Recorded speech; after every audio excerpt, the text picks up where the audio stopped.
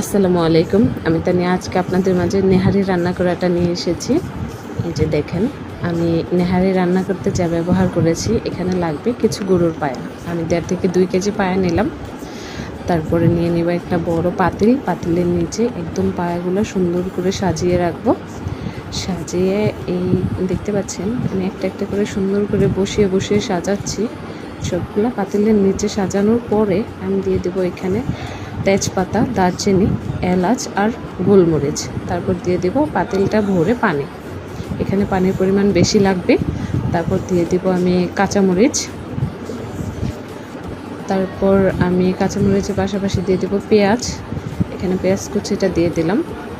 দেওয়ার পরে আমি এখানে 1 চামচ রসুন, 1 চামচ আদা ব্যবহার করলাম। এখানে আবার হলুদ, মরিচ আর ধনিয়াটা দিলাম।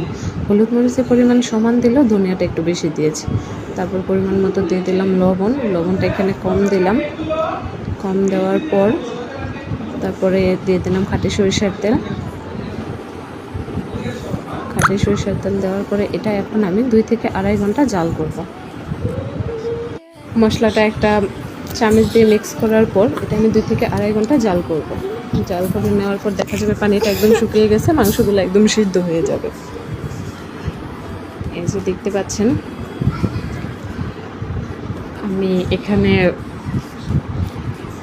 2 থেকে 2.5 ঘন্টা জাল দেওয়ার পর পানি শুকিয়ে একদম মাংসগুলো সিদ্ধ হয়ে গেছে।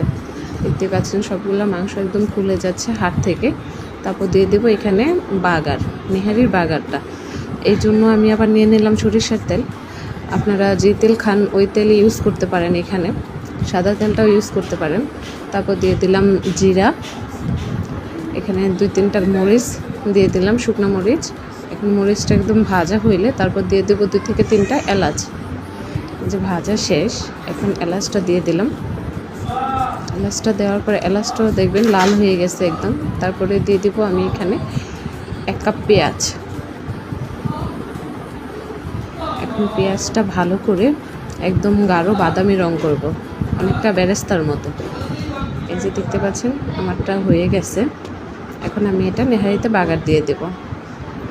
নেহারিতে বাগার দেওয়ার পরেই নেহারির ফাইনাল লুকটা চলে আসবে। দেখতে পাচ্ছেন আমি নেহারিতে বাগার দিয়ে দিয়েছি। আর নেহারির ক্ষেত্রে দেখা যায় অনেকে ধনিয়া পাতা ইউজ করে, অনেকে পুদিনা পাতা ইউজ করে। আমার কাছে মনে হয় পুদিনা পাতাটাই বেস্ট, যার কারণে আমি এখানে পুদিনা পাতাটাই ইউজ করলাম। আর পুদিনা পাতার ফ্লেভারটা এত সুন্দর আসে। তারপরে এই যে হয়ে গেল আমার নেহারি। এখন এটা আমি একটা বাটিতে পরিবেশন করব। যে বাটিতে পরিবেশন করা শেষ, খেতে এত ভালো হয়েছে বলার